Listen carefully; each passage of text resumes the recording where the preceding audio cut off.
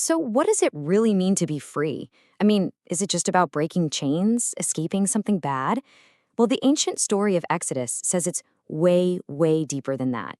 This isn't just a history lesson, it's this timeless story about liberation, sure, but also about purpose and what we're actually set free for. Okay, let's really get into this because this slide right here, this is the key to the entire story. You see, Exodus really unfolds in two big movements. First, you've got the freedom from the crushing weight of slavery in Egypt, from fear, from oppression. But that's only half the picture. The real change, the real transformation happens when they discover what they're free for: a new relationship with God, a brand new purpose, and his actual presence right there with them. All right, so let's set the stage. The story kicks off in Egypt. Now, the Israelites, who are the descendants of Jacob, have grown into this huge population. And the new Pharaoh, he doesn't see them as guests anymore. He sees them as a threat. And that prosperity they once had, it turns into paranoia. And paranoia, well, that turns into brutal oppression. He enslaves them, crushing them under the weight of forced labor. And right into the middle of this crisis, a deliverer is born. And talk about a dramatic entrance.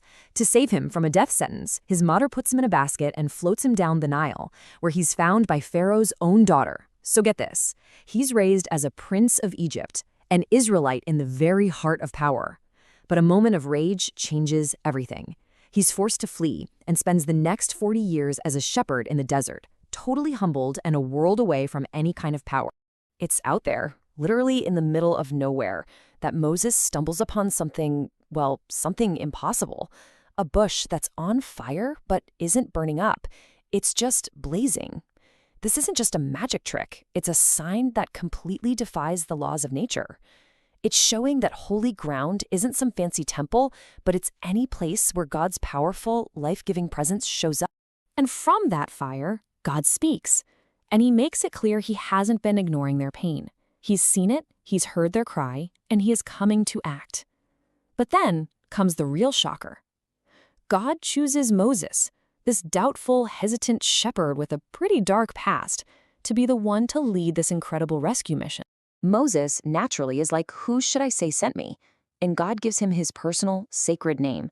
I am who I am. Now, this isn't just a title. It's a massive declaration. God is saying, I'm not some statue. I'm not a myth. I am the eternally present, always active, and faithful God. And the promise he gives to a terrified Moses is as simple as it is powerful. I will be with you. So, armed with that one promise, Moses heads back to Egypt. And what happens next isn't just a political negotiation. No, this is a cosmic showdown between the god of the slaves and all the so-called gods of the mighty Egyptian empire. The demand is so simple, so direct. Let my people go. But Pharaoh, he's blinded by his own pride and power. He refuses. And his hard heart is what sets the stage for a divine clash that's going to shake his kingdom to its very foundations. This is where it gets really clever. The 10 plagues, they weren't just random disasters. They were a strategic, systematic dismantling of Egypt's gods. The Nile, their god of life, turned to blood. The gods of fertility, powerless against swarms of frogs and gnats. Their sun god, Ra, completely defeated by 3 days of total darkness. Each plague is a direct hit, proving that the gods of Egypt have no power to save them. This whole confrontation builds and builds until the final, most devastating plague, which leads to the Great Deliverance. It's a moment that's defined by 2 unforgettable events, the Passover and the impossible crossing of the Red Sea. Right before that final plague, God gives the Israelites a very specific instruction for survival. Each family has to sacrifice a spotless lamb and paint its blood on the doorposts of their house. That blood would be a sign. So when judgment came that night for the firstborn of Egypt, it would pass over the homes marked by the blood. And in the aftermath, a broken Pharaoh finally tells them to go. But their freedom feels like it lasts about 5 minutes. Pharaoh changes his mind and sends his army after them. And soon, the Israelites are in an absolutely impossible situation. Pharaoh's chariots charging from behind, and the massive Red Sea blocking any escape. They are completely trapped. Can you just imagine the panic? They've just been set free, and now they're staring down total annihilation. Is this it? Is this really how their story of freedom ends? And then, God does the impossible. The waters of the Red Sea part, An entire nation walks through the sea on dry ground with these towering walls of water on either side. And when the Egyptian army charges in after them, the walls of water collapse. Their oppressors are gone forever. Okay, so the first great part of the story is complete. They are finally free from slavery. But that just opens up a whole new, even bigger question.